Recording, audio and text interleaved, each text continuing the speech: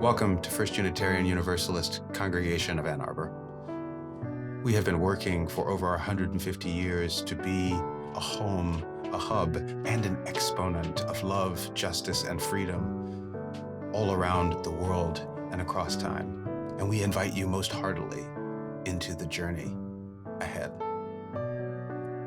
We begin our time together by lighting the chalice to remember justice, love, freedom, all the fundamental reasons that bring us to this spiritual journey. Say with me the words we use to light our chalice. We light this chalice for the light of truth. We light this chalice for the warmth of love. We light this chalice for the energy of action. We light this chalice for the harmony of peace.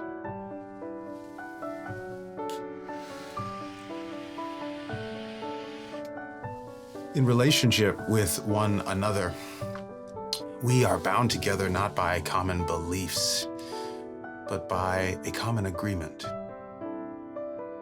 of how to live with one another and strengthen each other's journeys. I welcome you into these words. Even for the first time, you are most welcome. Together, let us say, the spirit of this church is love, and service is its law. This is our covenant with each other, to dwell together in peace, to search for truth in love, and to help one another.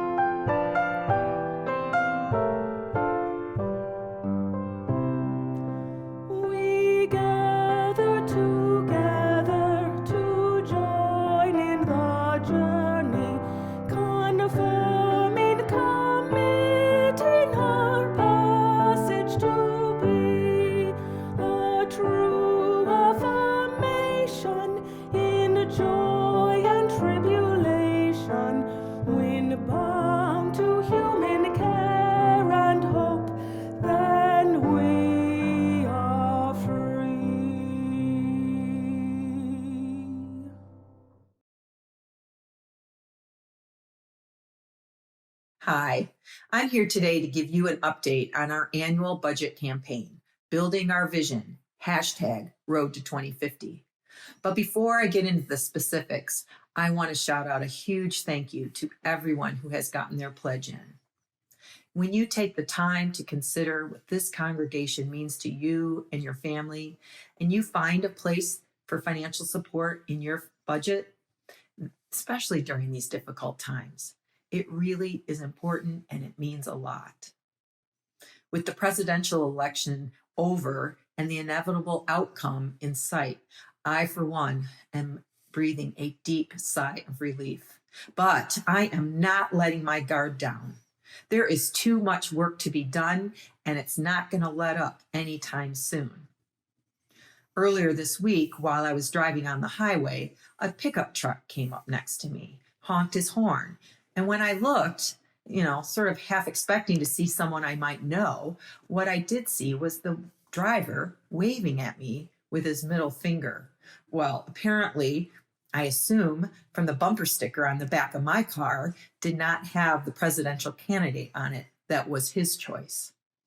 My heart sank with the realization that this guy, who didn't even know me, felt so much hatred toward me that he did this. Well, let me tell you how much this empowered me to stay committed to love over hate and fear. I try to live my life with grace and goodness, and so my reaction was not to return the wave, but to side with love, shake my head, and continue my commitment towards peace and justice. This congregation provides avenues for this commitment. The money that we collectively pledge to this congregation helps to fund the social justice programs that truly help others' lives be better lives. I am so proud of our UU Civs group who worked so hard to get out the vote. Next week, dozens of volunteers will support Alpha House Family Shelter with food, time, and money. There is a beehive of activity in our building right now with 2 childcare programs providing much needed daycare for families who need to go to work. So even though we can't meet face to face, our building and UUAA is open, and members and friends and staff are active and productively working toward our vision every day. Now to the update. As of Tuesday, November 17th, we have received 208 pledges, totally slightly raising a little over $720,000. Last year, we received a total of 404 pledges during the pledge drive, which means there are many of you out there who are committed to this congregation and haven't gotten your pledge in yet. As a reminder, this year's goal is $1.1 million. This will keep our programs funded, fair compensation for our staff, and keep our building maintained. If you have not found time to make your pledge yet for 2021, please consider doing it today. It's easy to do if you go to uuaa.org/pledge. You can also send in the pledge form that was sent out in September. Together, we can build our vision, one step at a time. Please stay safe, and thank you very much. Julián is a Mermaid by Jessica Love. This is a boy named Julián, and this is his abuela, and those are some mermaids. Julián loves mermaids.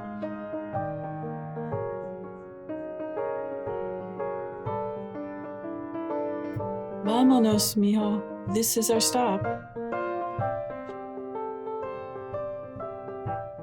Abuela, did you see the mermaids? I saw them, mijo.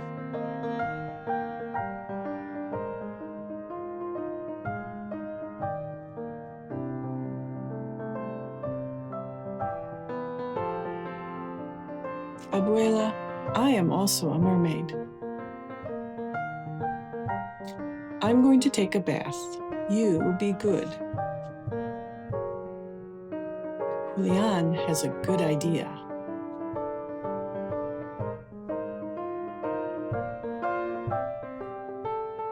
Oh.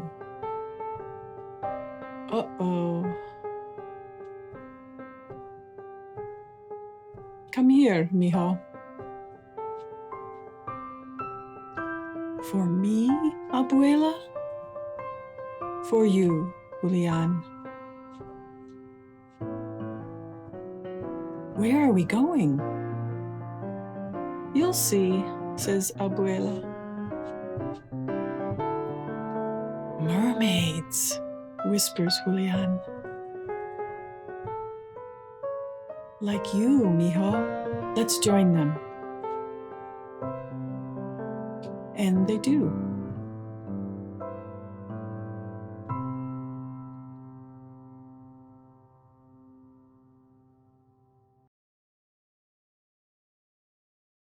Julián Julian has his grandmother, who sees him in a world of possibilities.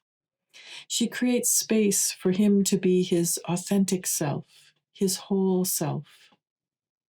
Julian's grandmother offers acceptance and brings him into a community that celebrates his mermaidness. Has someone ever done that for you? Have you ever done that for someone else? Until everyone in the whole world treats others the way Julian's grandmother treats him, we will continue to mark events like Transgender Day of Remembrance on November 20th and Transgender Day of Visibility on March 31st. Transgender Day of Visibility celebrates the contributions of trans and non-binary people, raises awareness of the courage it takes to live authentically, yet also reminds us of how much discrimination and violence against this community still exists. Sadly, we need a companion holy day that we mark this week, Trans Day of Remembrance, because that discrimination results in hate crimes that have taken the lives of over 350 trans and non-binary people in the world in just the past year. And that includes close to 40 individuals in the United States, most of whom are trans women of color. There are countless others who have been murdered, whose names we will never know. We light this candle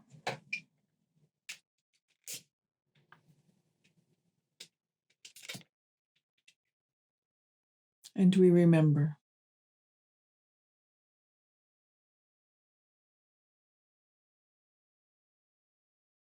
Each Thanksgiving Day, she would make the family an apple pie. And then, as with no other dish, she would make a twin. And that would be for me. It was up to me if I would share or not. It had my name on it. Every year, this would happen, to my delight. I'm not even sure quite how it started, but I know that I tell the story all the time to demonstrate the gentle love and embrace of the people of my family, as this is characteristic. When I went to college in Nashville, Tennessee, miles and miles from South Baltimore, where I had grown up, I began to mourn, looking into November, the breaking of that tradition. I wanted my pie. But I couldn't afford to fly home, and we weren't shipping anything. So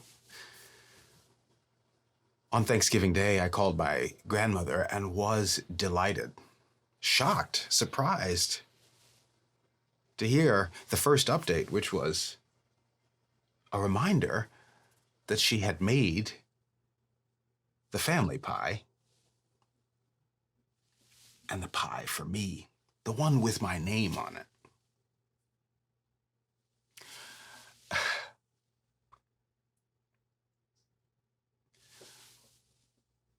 Even when I was states away, though I couldn't taste the cinnamon, the sugar, the fruit, I could palpably sense the connection. I was present to the love that was in the gift of that apple pie. And though I had none of it, I discovered very soon that the rewards were deeper than the dish.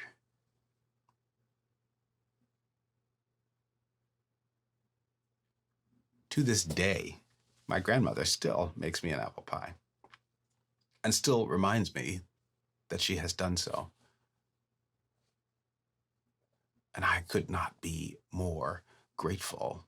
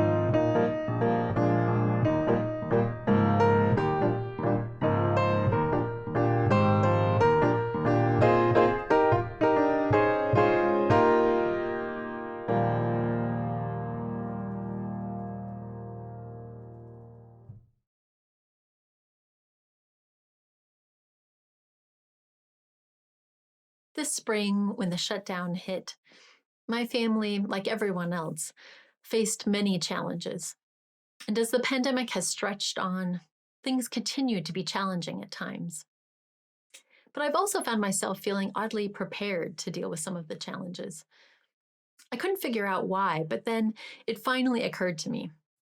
7 years ago, my family was facing a different kind of challenging year.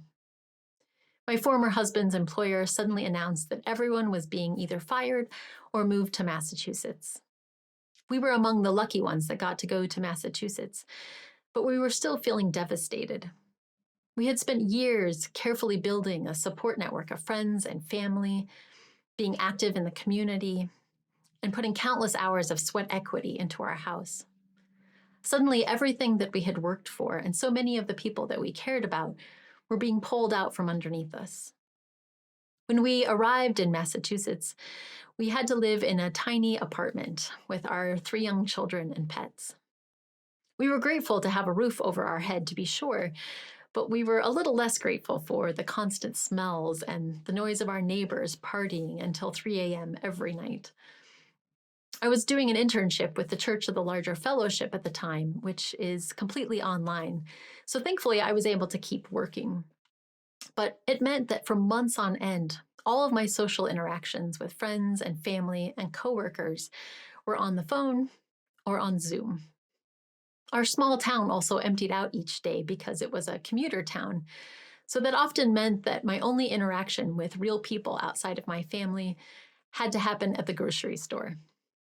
This spring, when I found myself overeager to share my life story with cashiers or awkwardly excited to exchange a few words with the postman, I remembered that I had been here before. Eventually, my family became connected to the schools and to our town's Unitarian Universalist congregation, which was enormously helpful. But for those first several months, what helped us was those little things. There was so much that was different, but one thing that was the same was pulling out our family chalice and saying our version of grace before dinner each night. It was such a small ritual, but just having this one thing that we could control, this one thing that was the same, this one thing that we could return to again and again, was so healing.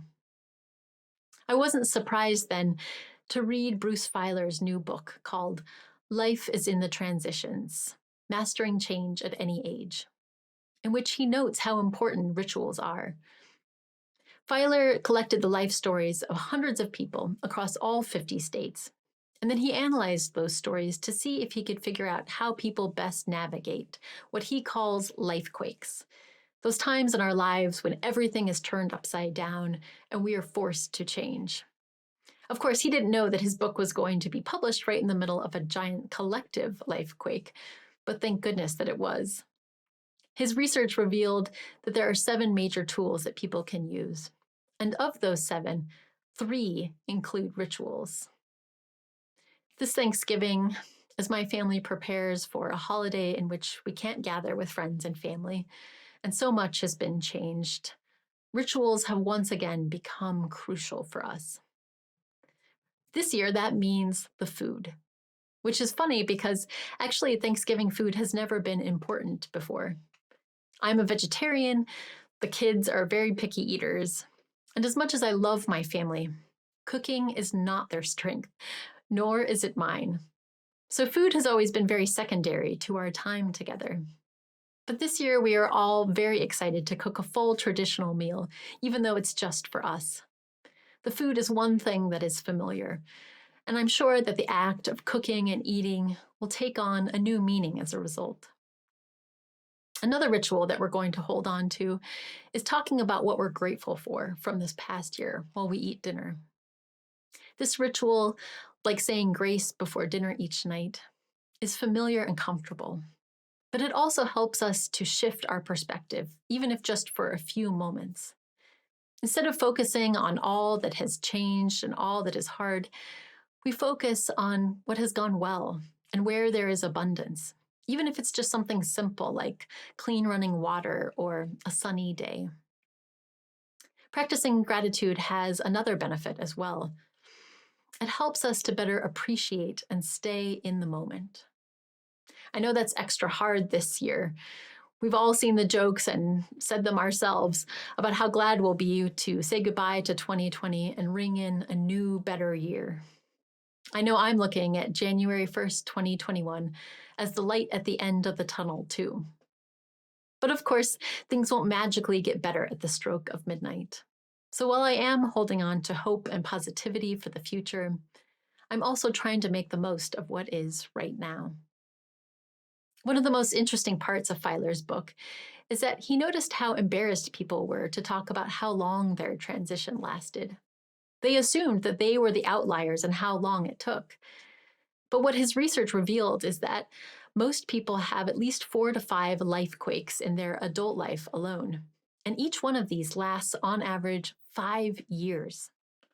That means that most of our adult lives, we are in one transition or another, and sometimes multiple at once. We're also likely living with someone going through their own life transition, and our society goes through collective transitions. So if change is the rule rather than the exception to the rule, we might as well find as much joy and meaning in the midst of it as we can. As we head into a holiday season where many things will likely be different, I hope that we can each find the rituals that we need. Familiar rituals to help us be connected to the beauty and meaning of the past, and gratitude rituals to help us stay grounded in the abundance and possibility of the present. May they support us, and may we continue to support one another in the days and weeks ahead. May it be so, and blessed be.